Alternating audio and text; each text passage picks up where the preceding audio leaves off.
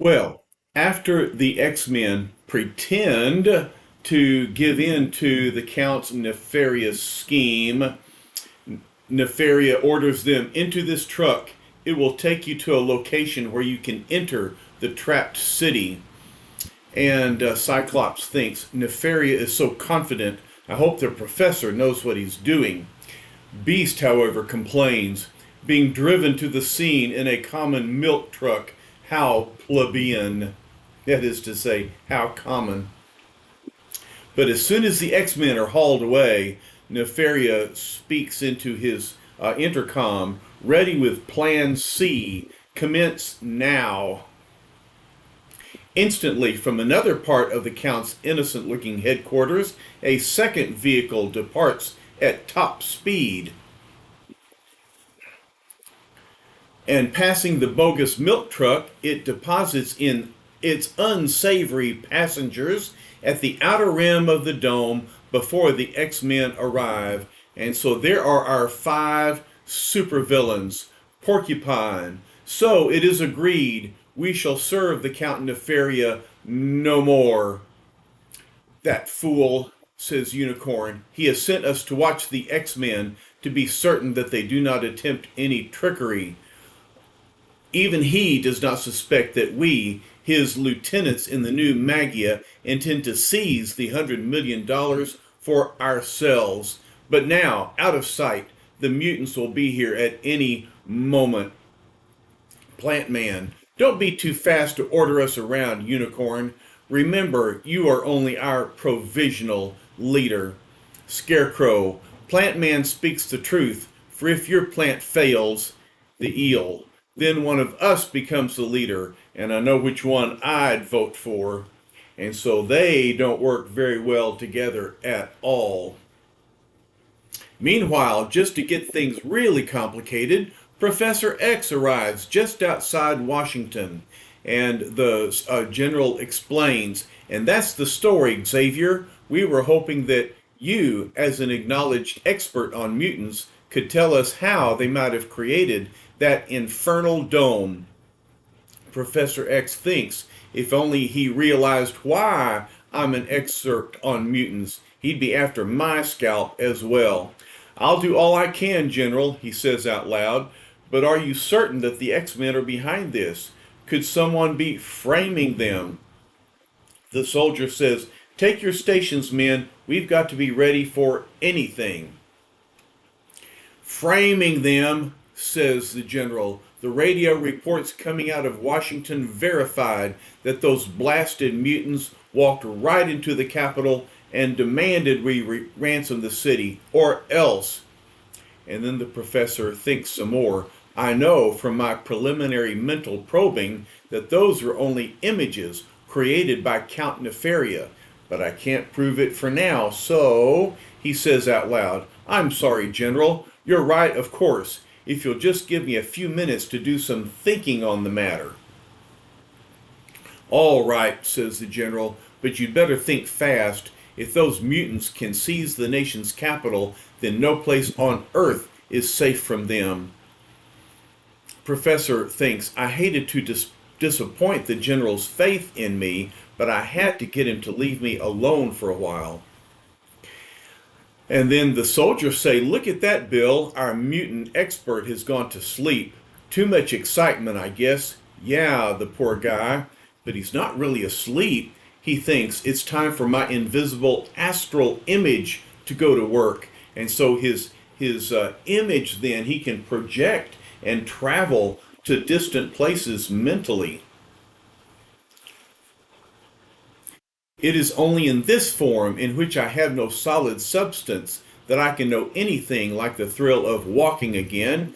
But no time to think of that now. I'm approaching Count Nefaria's stronghold.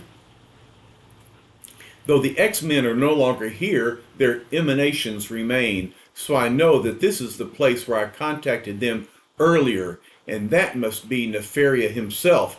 I cannot physically act while I am in my astral body, but I can observe and learn. And Nefaria talks to himself, says, the panel truck carries the X-Men past the final unsuspecting soldiers. At last, my months of planning begin to bear fruit.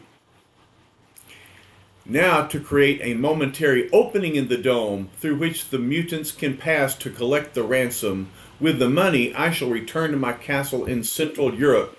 There I'll rebuild the Magia into the most powerful criminal organization on Earth. And then I shall deal in billions, not millions. And Professor thinks he must be stopped.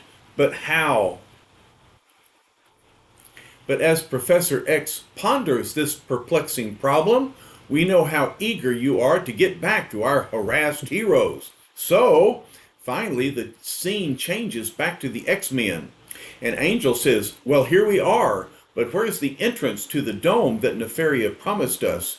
Don't worry, Angel. If he created the dome, I'm sure he can control it. And hey, group, says Iceman, look alive. Something's happening. As so often in the past, Bobby boy, you've put your frostbitten finger right on the crux of the matter. Something is happening indeed. A small hole suddenly appeared, just big enough for all of us to pass through. And now it's closing behind us. You gotta admit, this Nefaria cookie really knows his stuff. This is no time to start admiring the Count, Iceman. Remember, we're on opposite sides. Is that why we're picking up a king's ransom for him? All my enemies should be so benevolent. As the reluctant renegades race through the outskirts of the city, they pay no attention as their progress is carefully monitored. Baker to Abel, X-Men now passing, point Y on schedule, headed towards Capitol building. And the beast says, this way, my costumed compeers. Let the bounding beast's infallible sense of direction lead the way.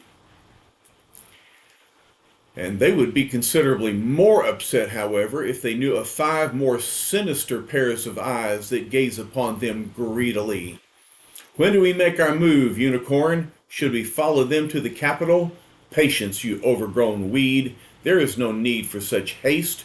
Sure, let the X-Men do our dirty work for us. Then we'll step in and relieve them of the money. And best of all, it is they who will be sought by the police, not we. A few brief minutes later, on the steps of the building on which America's laws are enacted, here is an official. He thinks these special large denomination certificates are redeemable in gold anywhere in the world. Luckily, they happen to be readily available, or we never could have met the mutants' deadline. But where are they? It's almost time. The next instant, sorry if I'm late, Congressman. Here comes the Angel. Strategy conference, you know. What? The Angel, and he swoops down. He snatches the briefcase. I'll just relieve you of this little briefcase if you don't mind. No need to fly an evasion course. This part of the job is a breeze. The congressman says this may be the blackest day in history. The U.S. forced to ransom its own capital.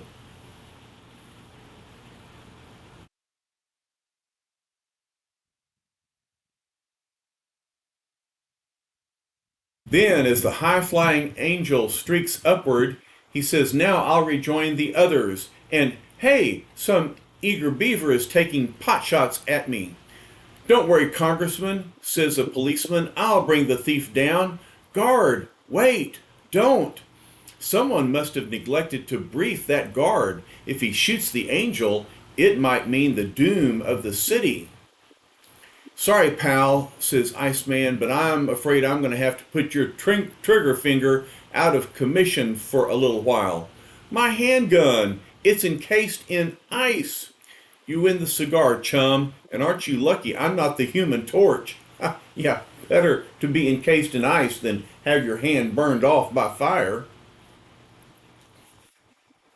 Thanks, Bobby, says the Angel. Now head back to the perimeter of the city.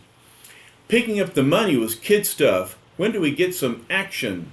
So far, everything's according to schedule. Still, I wish the professor were here. I'm sure he's keeping tabs on us mentally, Gene. Besides, let's show him what we can do on our own. Cheer up, Robert, my lad. We're not home free yet. You can say that again, Hank. Look, up ahead, some of the populace has turned out to greet us, and I'll bet they're not here to give us the keys to the city. There are those crummy muties. Come on, men, let's show 'em what we think of traitors. We're with you, buddy. Danger, that's right. Hey, that was close, and I dropped the briefcase with the money. Swish, here come bricks. Thack. Don't worry, Warren, says Cyclops. I've got it. Just our luck, those guys had to be near a pile of bricks when they spotted us. Alas, why must the agile beast be constantly a target for misdirected hostilities? Thack, swish, bricks flying around. Zick. Here comes Cyclops, uses his eye beam to destroy a brick. All of you use defensive measures only. We can't harm these people just because they think we're crooks, but we can't delay too long. Thud, says this is a sound that when a brick hits Iceman's shield. That's for sure. If Count Nefaria gets too impatient, he'll cause his cookie dome to absorb the city's oxygen. Meanwhile, a short distance away, Angel thinks it's times like this I'm really glad I have wings. But over there, a bunch of them have Hank surrounded. Hang on, Beast, I'm on my way.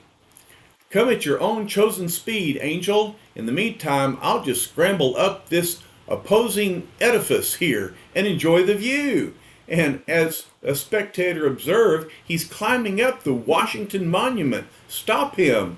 That's a pretty great feat. He's almost as good as Spider-Man at climbing the side of the wall. And the spectator says, how can we stop him? He's like a blasted monkey. That's why they call him the Beast. On careful consideration, Warren, perhaps I'd best accept your generous offer after all. Are you going my way?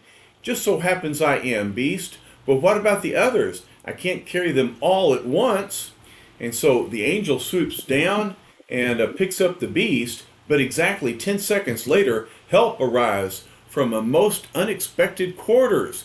It's the unicorn and Plant Man. And Plant Man says, no wonder those mutant masqueraders haven't arrived back at the dome yet. Some panicky citizens are attacking them. And Unicorn decides we must aid them so that we can relieve them of that briefcase quickly. And so the villains are going to ally themselves with the X-Men against the people. And so each of the costumed criminals lends a hand in his own colorful way. And Scarecrow sends his crows to attack the people. Look out! A bunch of crows swooping at us. To the rescue, my pretties, says Scarecrow. Think of all the bird seed that your share of the loot will buy. Alfred Hitchcock has nothing on the Scarecrow. He's making a reference to an old movie called The Birds. And this fellow says, ow! Ow! As a crow grabs a piece of his hair. Obviously, he has more hair than Papa, right? Very clever, my straw-stuffed associate, says Porcupine. But the Porcupine has even more effective ways of dealing with the intruders. And out of his quills he shoots, ah, tear gas. You're both being too gentle with them. Let the eel show you how it's done. Pzap, pzap, and uses his electric power to shock the people. Yipe! Electrical blasts. Are they a bunch of mutants too?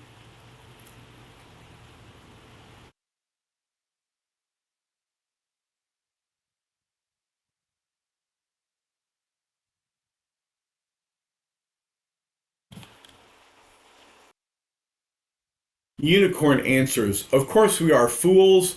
Did you think we'd let our fellow mutants fall before mere Homo sapiens? Frap. Then he thinks, how beautifully ironic. The X-Men will be held responsible for even our actions. For unlike them, we have no scruples against harming people. All right. Now that each of you has had his little fun, it's time for the plant man to step in and finish up this little melodrama.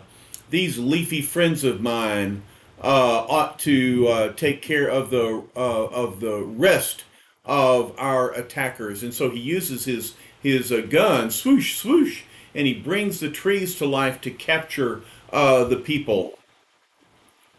X-Men, this way, says Unicorn. Count Nefaria is opening an escape hatch for us. Hurry before it closes again and we're trapped in here. Iceman says, look, it's the creeps who captured us.